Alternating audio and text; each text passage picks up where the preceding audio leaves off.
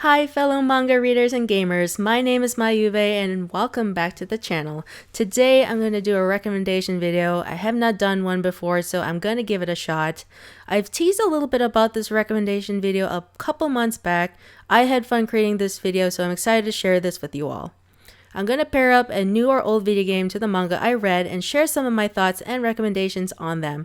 Who knows, you might pick up one of them for yourself, family member, or a friend. Without further ado, roll the intro.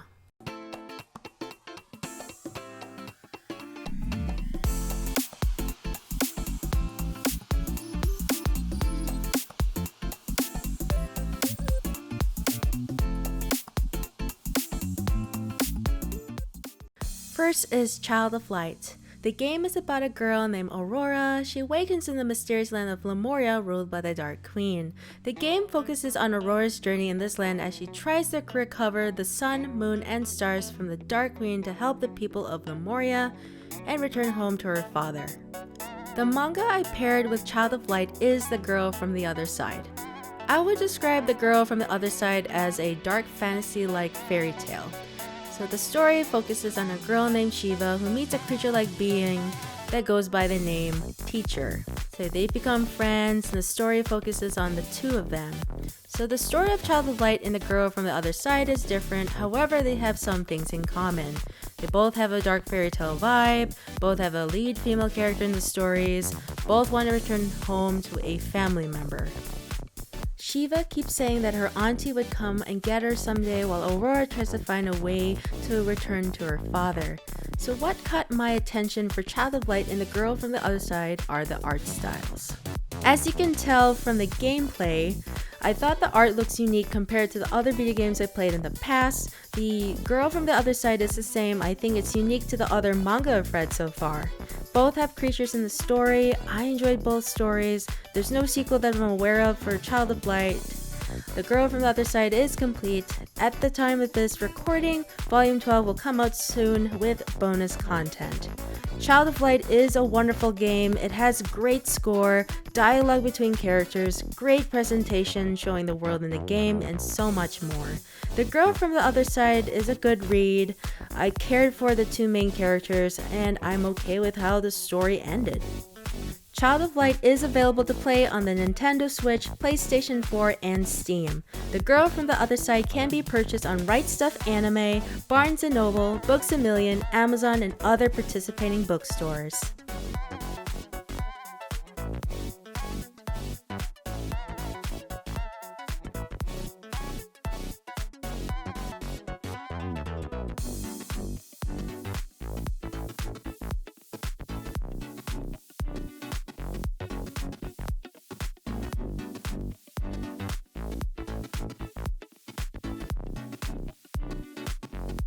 Warning, the next game I'll recommend is rated M for mature, so if you're under 18, make sure to ask your parents' permission first before playing.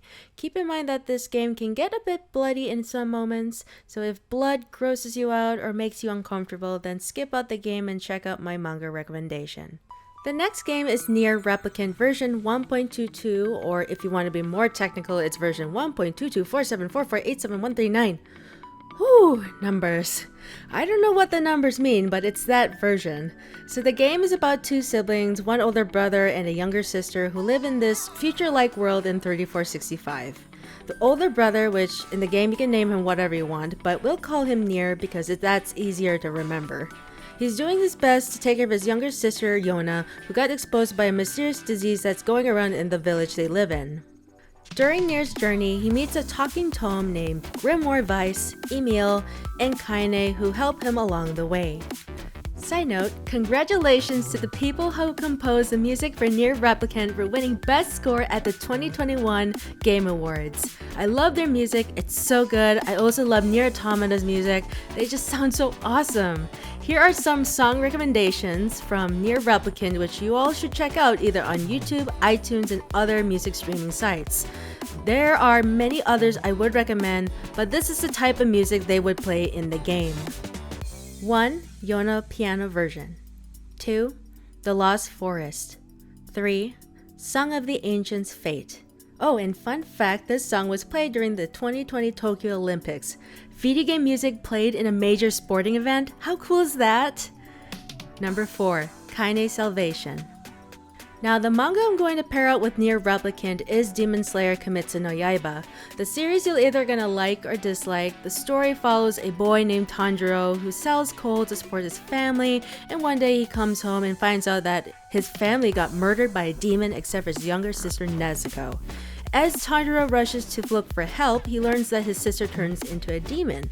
After that day, Tanjiro trains to become a demon slayer and vows to find the demon who murders his family and find a way to turn Nezuko back to human. I'm not going into the story any further because I don't want to spoil it for people who have not read or watched Demon Slayer. Both have different stories. I like the story for Demon Slayer. I like most of the characters. I enjoy the action scenes. I'm okay with how the story ended. I thought it was good. I wasn't too crazy about the very last chapter of the series, to be honest. It was okay. Demon Slayer is complete. The last volume was released not too long ago. There is a box set for the series and was released this past October. I'm going to ramble a little bit, so please bear with me. If I were to choose between Demon Slayer and Nier Replicant, I would pick Nier Replicant even though I read Demon Slayer first. I'm more emotionally invested in the game. I cared for the main characters. That also includes the NPCs, which is non-playable characters if you don't know.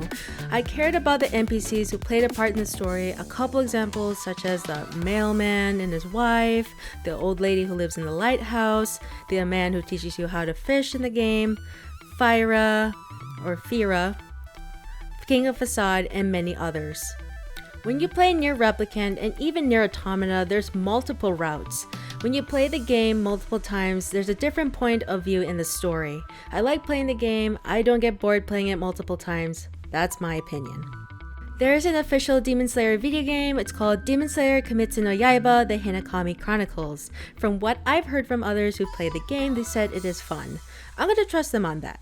So yeah, Nier Replicant version 1.22 can be played on PlayStation, Xbox, and Steam. While the Demon Slayer box set can be purchased through Amazon, Barnes & Noble, Books A Million, Right Stuff Anime, and other participating bookstores.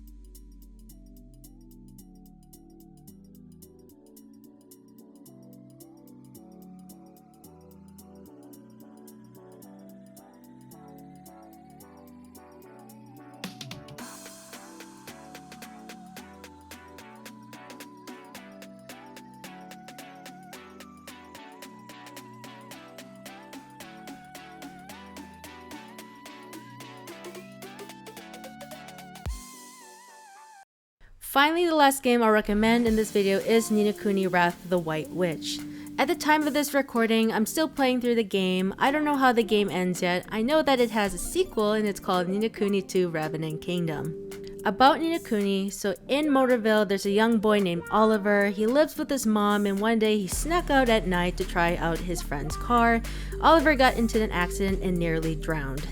Luckily, Oliver's mom came in and saved him and things go downhill for Oliver. After a tragic event, Oliver meets a fairy named Drippy. Silly name, I know. And he guides him into this new world which could change Oliver's life for the better or the worse.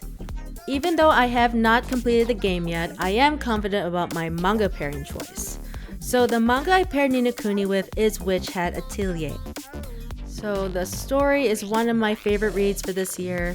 Witch Hat Atelier is about a young girl named Coco who wants to become a witch.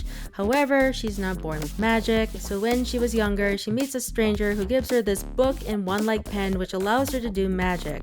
One day, she meets a witch named Keyfree who's visiting Coco's village, and he tells the people in Coco's village to not watch him cast spells. So out of curiosity, guess what Coco did? She watches Keyfree perform magic. Fascinated by what Keyfree did, Coco decides to try drawing magic too. So when Coco tried it out herself, things go wrong. She actually turns her mother into stone. So when that happened, Keyfree comes in and takes Coco in. Keyfree teaches Coco how to become a witch.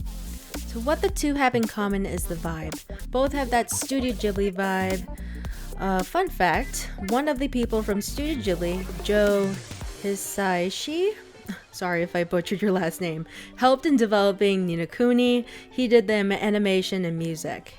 Spoiler, even though this happens right away in the game story, but if you don't want to hear it, skip a couple seconds forward. Oliver's mom died due to a heart complication after she saves Oliver from drowning, and Oliver wants to bring her back to life again. So that part gave me the feels. It's so sad! Coco, on the other hand, she accidentally turns her mother into stone and wants to turn her back to normal again. So both kids want to see their moms again. Both Coco and Oliver learn how to use magic. Oliver becomes a wizard while Coco becomes a witch. Both have familiars in the story. Both undergo trials to challenge their abilities. Both have a lot of friends along their journeys. At this time, I can't say too much about Witch Hat Atelier because it's still an ongoing series, so I don't know how the story ends. Both stories are great so far. I recommend both. Ni no Kuni Wrath of the White Witch can be played on the Nintendo Switch, PlayStation, and Steam. Witch Hat Atelier can be purchased in Amazon, Right Stuf Anime, Barnes & Noble, Books A Million, and other participating bookstores. And that wraps up the video. What are your favorite video game and manga series? If you have an alternative game that fits the manga I mentioned, let me know in the comment section down below. I always look forward to new recommendations. Thanks for watching. I hope you enjoyed the video, and I'll see you all in the next one. Bye!